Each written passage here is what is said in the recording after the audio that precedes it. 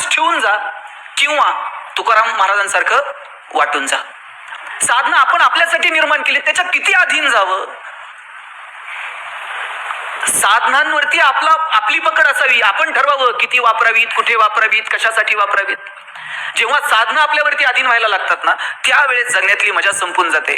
आपण आज आपल्या सगळ्यांना वाटतं की आपल्याला सुख मिळावं, आपल्याला आनंद मिळावा, आपण समाधानानं जगावं. याच्यापेक्षा दुसरी काय अपेक्षा असते माणसाची. गेले 4-5 दिवस मी वाराणसीमध्ये होतो. आज सकाळीच पुण्यात आलो आणि थेट तुमच्या समोर इथे उभा आहे. मी आपल्या सगळ्यांची भाषणं ऐकली, सुरुवातीचं प्रास्ताविक ऐकलं. मॅडमही आता त्यांनी आपल्या सगळ्यांशी संवाद साधला.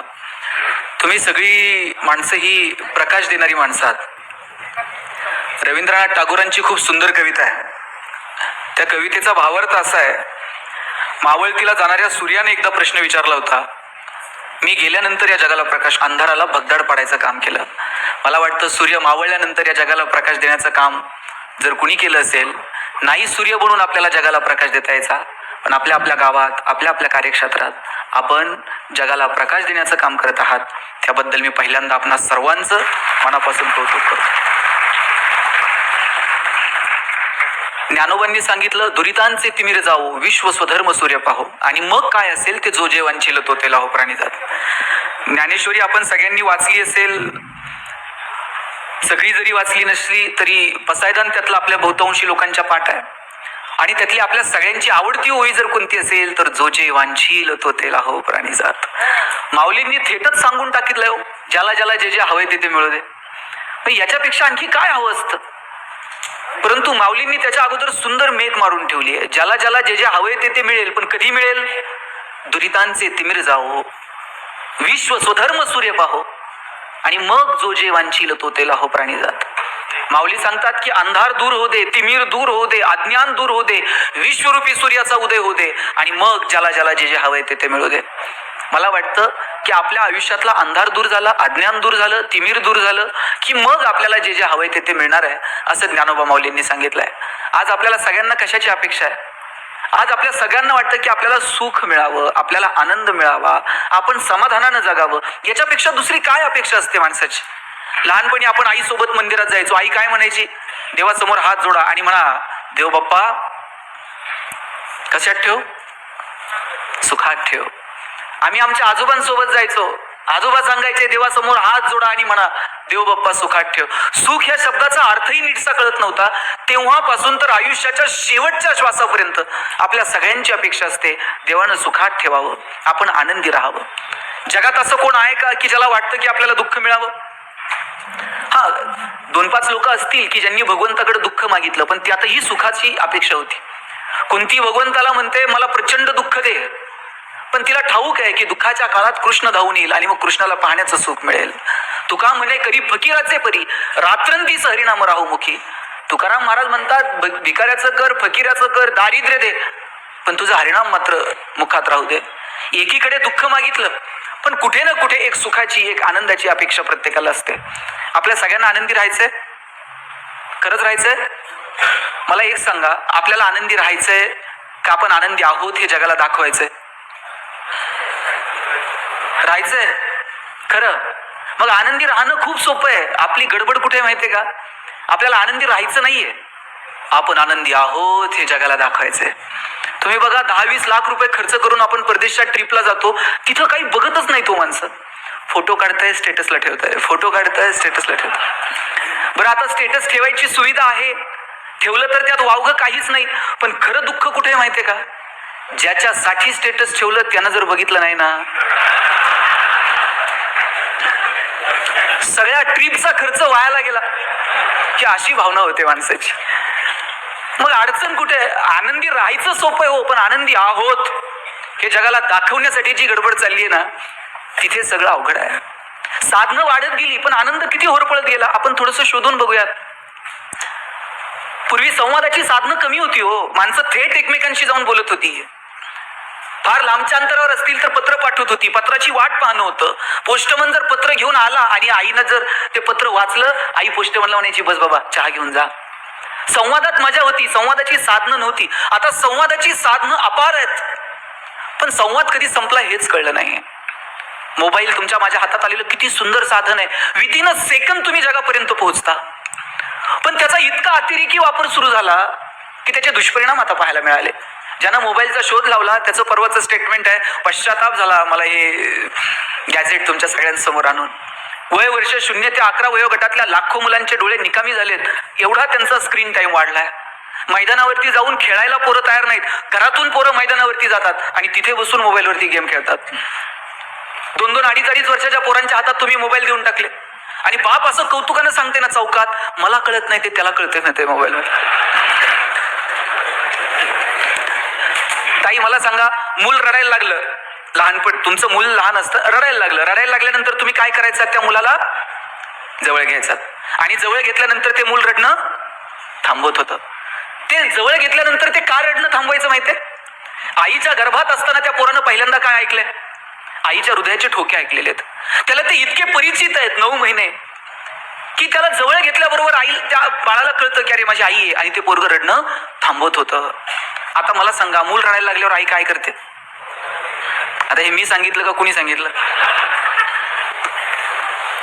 आई मोबाईल करते आणि पोराच्या हातात देते, आणि पोरगा असलं पुढचं आहे, मोबाईल हातात आल्याबरोबर रडायचं थांबते. आईच्या स्पर्शाची जागा जर मोबाईलच्या स्पर्शाने घेतली असेल तर हा कुणाचा पराजय? विज्ञान तंत्रज्ञानाचा विजय आहे का मातृत्वाचा पराजय आहे? हे ठरवण्याची वेळ आली आहे. आतापर्यंत मी एवढंच सांगत होतो भाषणात. काल मी येताना प्रवासात पाहिलं, म्हणजे आईनं जवळ घेतल्यानंतर मुलानं रडणं थांबवणं ही पहिली पायरी होती. मूल रडायला लागल्यानंतर आईनं पोराच्या हातात मोबाईल देणं ही दुसरी पायरी होती. आणि काल मी पाहिलं, पोरगं तिकडे रडतंय तरी आई मोबाईल सोडायला तयार नव्हते. ह्याला काय म्हणायचं? साधनं आपल्यासाठी आहेत का आपण साधनांसाठी आहोत? साधनं आपण आपल्यासाठी निर्माण केले, त्याच्या किती अधीन जावं? साधनांवरती आपली पकड असावी, आपण ठरवावं किती वापरावीत, कुठे वापरावीत, कशासाठी वापरावीत. जेव्हा साधनं आपल्यावरती अधीन व्हायला लागतात ना, त्यावेळेस जगण्यातली मजा संपून जाते. आपण साधनांमध्ये मजा, साधनांमध्ये आनंद शोधायला लागतो. घरात जर पाहुणे आले आणि आई जर चहा घेऊन गेली ना, पाहुणे विचारायचे गणेश कितवीला आहे, कावेरी कितवीला आहे, पाऊस पाणी बरं आहे का? पाहुण्याला बोलायला वेळ होता.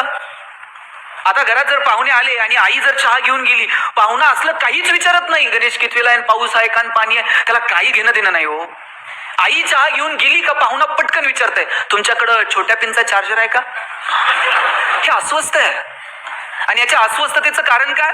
याच्या मोबाईलची बॅटरी लो आहे. मोबाईलची बॅटरी लो असणं हे जर आमच्या अस्वस्थतेचं कारण असेल तर किती फंटूस आयुष्य आम्ही जगत आहोत. सोशल मीडिया किती सुंदर साधन आहे, आपल्याला व्यक्त होता येतं, जगापर्यंत पोहोचता येतं, जगात काय चाललंय ते कळतं. पण किती अतिरेकी वापर. साहेब, परवा आमच्याकडे एका घरात चोरी झाली. चोरट्यांना त्या चोरटे हाणमार करायला लागले आणि मारहाण करायला लागल्यानंतर जवळचं सगळं दागिने वगैरे सगळं काढून दिलं चोरांना, नवरा बायकोनं. बरं, ते सगळं समोर पाहून सुद्धा चोर समाधानी झाले नाहीत. चोर त्या बाईला म्हणले, तुझ्या नवऱ्यानं अॅनिव्हर्सरीला दिलेला आयफोन दे, तुझ्या भावानं तुला ते वाढदिवसाला पाठवलेलं नेकलेस दे. ती बाई म्हणली, तुम्ही चोर आहेत का कोण, तुम्हाला कसं माहित? तिला आम्ही फेसबुक फ्रेंड आहोत आपण सगळे, आम्हाला माहित आहे तुझ्याकडे काय काय दे म्हणले सगळं. किती अतिरेकी. आपल्याला सगळंच असं जगाच्या समोर जाहीर करायचं असतं, सगळं जगासमोर मांडायचं असतं. म्हणून मला म्हणायचं की ठरवून घेऊयात, आनंदी राहायचंय का आनंदी आहोत हे दाखवायचंय. आनंदी राहायचं असेल तर ते खूप सोपं आहे. किंबहुना सोये जीव आत्मयाचे आहे, तेथ जे होय तया नाम सुख. ज्ञानोबांनी सांगितलं, बाबांनो, आत्म्याशी जे संबंधित आहे ना त्याला सुख म्हणावं. मी म्हणत नाही साधनांची निर्मिती करू नका, अरे केली पाहिजे. ज्ञान, विज्ञान, तंत्रज्ञान, नवीन जग आपण अभ्यासलं पाहिजे, नवीन जगातल्या संकल्पना स्वीकारल्या पाहिजेत, नाविन्य स्वीकारलं पाहिजे, नवनवीन साधनांचा वापर केला पाहिजे. पण किती, कुठे हे ठरवायला नको. आणि निवळ साधनांवरती जर माणसं सुखी होत असती, केवळ पैशाच्या जोरावरती जर माणसं सुखी होत असती तर जगातली सगळी श्रीमंत माणसं सुखी झाली असती. पण सगळे श्रीमंत सुखी आहेत का? आणि सगळे गरीब दुःखी आहेत का? सुख, आनंद या संकल्पना आपल्याशी संबंधित आहेत, त्या केवळ साधनांमध्ये आपल्याला नाही मोजता यायच्या. आपल्या शेजारी भूतानसारखं राष्ट्र आहे ज्यांनी समाधानाचा निर्देशांक जाहीर केला. सगळ्या जगानं डोळे विस्फारले. भूतान सांगत होतं, आमच्याकडे चमचमीत रस्ते नाहीत, चकचकीत मॉल नाहीत, पण आम्ही जगात सगळ्यात समाधानी आहोत. पैसे नाहीयेत पण आम्ही समाधानी आहोत. एक तर दिवस असा येणार आहे की आपल्याला आपली सगळ्यांची प्रगती ही समाधानाच्याच पातळीवरती मोजावी लागणार आहे. कारण पैशांच्या स्पर्धेमध्ये आपण कधीच पहिले येणार नाही आहोत. आणि आलो तरी तिथं गेल्यानंतर आनंद आहेच की नाही ह्याची शंका आहे. एक श्रीमंत माणूस त्याच्या कोट्यवधी रुपयांच्या बंगल्यामध्ये बसलेला होता. त्यानं बायकोला सांगितलेलं होतं की तेल नसलेली चपाती दे, मीठ तिखट नसलेली भाजी दे, मस्त एसी लावत महागड्या कोट्यावधी रुपयांच्या बंगल्यामध्ये एसी लावून तो जेवण करत होता. त्याच्या खिडकीच्या बाहेर धुराचे लोट प्रदूषण वाढवत होते. आणि त्याच वेळेला साधारण कमाई असणारा एक शेतकरी शेताच्या बांधावरती बसून तेल मीठ मिरची खात होता. समोर पाटातून पाणी वाहत होतं, हिरवगार शेत समोर डोलत होतं. पैसे कमवू नका या मताचं मी नाहीये, पैसे कमवा तो पुरुषार्थ आहे, पण केवळ पैशांसाठी जगणं म्हणजे जगणं नाहीये. काहींकडे ढिगानं पैसे आहेत पण त्याचा आनंद घेण्याची सुद्धा वृत्ती नाही, तर काय म्हणावं. पैसे प्रचंड आहेत परंतु खर्च करण्याची दानत नाही किंवा योग्य ठिकाणी खर्च करावं ही भूमिका नाही. आमच्याकडे साहेब एका माणसाकडे सोन्याची वीट आहे आणि पिढ्यानं पिढ्या त्यानं जपून ठेवली आहे. त्याच्या आज्यानं त्याच्या बापाला दिली ती, बापानं त्यानं याच्या पोर पिढ्यानं पिढ्या ती सोन्याची वीट जपून ठेवली आहे. यानं कधी बायकोला साडी घेतली नाही नीट, यांनी कधी पोरांच्या शिक्षणाला लवकर कुठं 2 रुपये खर्च केले नाही. वीट मात्र तशीच्या तशी घरात पुरून ठेवली होती. दर रविवारी उठायचं, उकरायचं, हाय का नाही बघायचं आणि परत पुरून ठेवायचं. एवढाच उद्योगाच आहे. वीट खर्च करायची नाही, पुरलेली वीट फक्त रविवारी उठून उकरून बघायची आहे का नाही आणि परत लपून ठेवायची. एक दिवशी वीट चोरीला गेली. वीट चोरीला गेल्यावर रडायला लागला. म्हणला पिढ्यानं पिढ्या जपून ठेवलेली सोन्याची वीट चोरीला गेली. पोलिसांकडे गेला, पोलिसांकडे तक्रार केली. म्हणला सोन्याची वीट होती चोरीला गेली. पोलीस म्हणले कुठे ठेवली होती? घरात ठेवली. कुठं? पुरून. आणि काय करायचं? काय नाही साहेब, दर रविवारी उठायचो, उकरायचो, हाय का नाही बघायचो आणि परत पुरून ठेवायचो. या रविवारी उठलो, उकरलं आणि वीट चोरीला गेलेली दिसली. पोलीस म्हणले एवढंच आहे ना, उद्या ये, तुझी वीट तुला सापडून देऊ. दुसऱ्या दिवशी हा गेला, पोलिसांनी त्याच्या हातात दगडाची वीट दिली. दगडाची वीट दिल्यानंतर म्हणलं चेष्टा करता का, माझी सोन्याची वीट होती तुम्ही दगडाची दिली. पोलीस म्हणले तुला काय घेणं आहे दगडाची असू नाही तर सोन्याची? घरी जायचं, पुरून ठेवायची, हाय का नाही बघायची आणि परत झोपायचं. मग सोन्याची असू नाही तर दगडाची तुला काय फरक आहे का? काहींकडे ढिगा नाही साहेब, पण ते योग्य ठिकाणी खर्च करण्याचं जर कळत नसेल काय करणार आहोत आपण? भगवंतानं आपल्याला 2च ऑप्शन दिलेले आहेत. एक आहे ते इथंच ठेवून जा किंवा तुकाराम महाराजांसारखं वाटून जा. आता तुकाराम महाराजांसारखं वाटून जायला लय मोठं मन लागतंय, मग आपल्याकडे दुसराच ऑप्शन शिल्लक आहे ते ठेवून जा. एकही रुपया वरती घेऊन जाण्याची सुविधा नाही. आणि असती तर आपण सोयीनं गेलो असतो का? ह्याचं नेता येईल का, त्याचं नेता येईल का, काय करता येईल? किती सुंदर वागलाय भगवंत आपल्यासोबत.